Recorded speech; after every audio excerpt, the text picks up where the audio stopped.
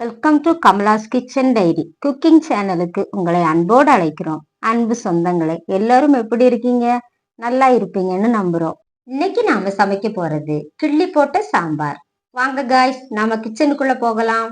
சாம்பார் செய்வதற்கு தேவையான பொருட்கள்: மைசூர் பருப்பு 150 கிராம், தக்காளி பழம் 2, சாம்பார் பொடி 1 ஸ்பூன், சின்ன வெங்காயம் 20, கறிவேப்பிலை தேவைக்கு, பச்சை மிளகாய் 1, பூண்டு 10 பல், வத்தல் 5, நெல்லிக்காய் அளவு புளி கரைசல்.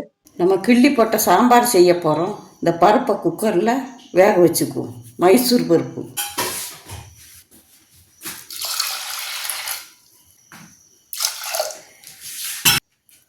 கொஞ்சம் மஞ்சப்பொடி போட்டு நம்ம வேக வச்சுக்குவோம்.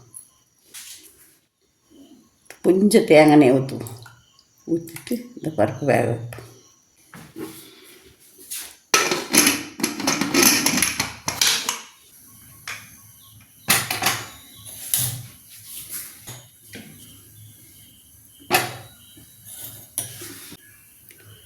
ஒரு 3 கரண்டி தேங்காய் ஊற்றிக்குவோம். கடுகு, கொஞ்சம் வெந்தயம் இந்த போட்டுக்குவோம்.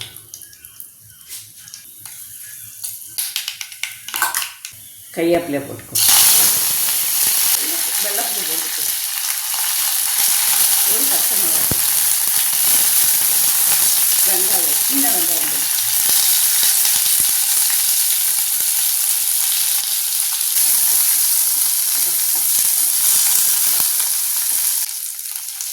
வத்தலை போட்டுக்குவோம்.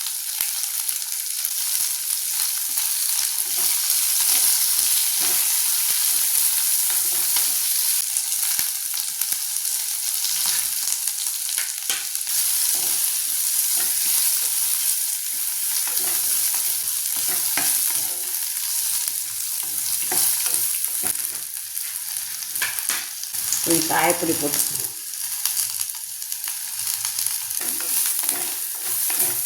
ஒரு ஸ்பூனு சாம்பார் பொடி போட்டுக்குவோம்.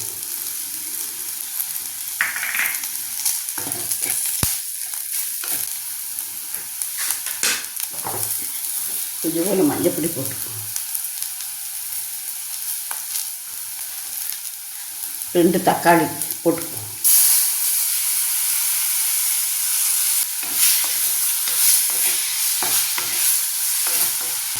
கல்லுப்பு போட்டு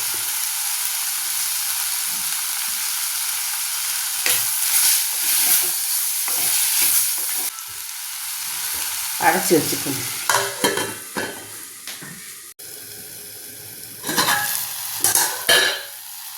நல்லா வதங்கிட்டு, தக்காளி எல்லாம் வதங்கிட்டு பருப்பு போட்டுக்கும். இந்த பருப்பு போட்டு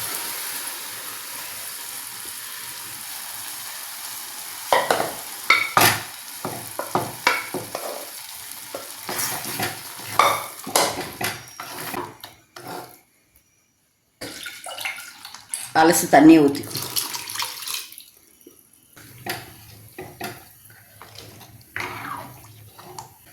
கொதிக்கட்டும். புளியை ஒரு நெல்லிக்காய் அவ்வளோ இந்த புளியை கரைச்சி வச்சுருக்கேன், ஊற்றிக்கும். கிள்ளி போட்ட சாம்பார் தண்ணியாக இருக்கணும். இட்லி, தோசை, சோறு எல்லாத்துக்கும் நல்லாயிருக்கும். சப்பாத்தி கூட நல்லாயிருக்கும். கிள்ளி போட்ட சாம்பார் நல்லா கொதிக்கட்டும், இறக்கிடுவோம்.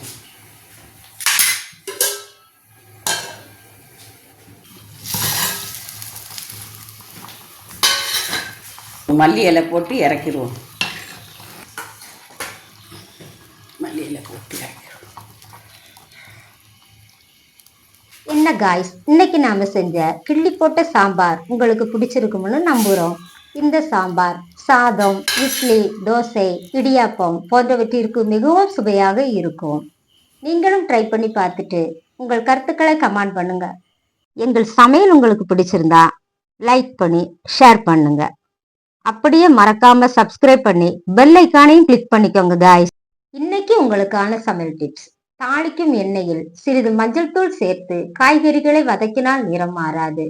அரிசி பருப்புடன் சிறிது புளியும் சேர்த்து அரைத்து அடை சுட்டால் ருசியாக இருக்கும். ஓகே காய்ஸ், இது மாதிரி புதிய ரெசிபியுடனும் புதிய டிப்ஸுடனும் மீண்டும் உங்களை சந்திக்கிறோம். தேங்க்யூ ஃபார் வாட்சிங். நன்றி, வணக்கம்.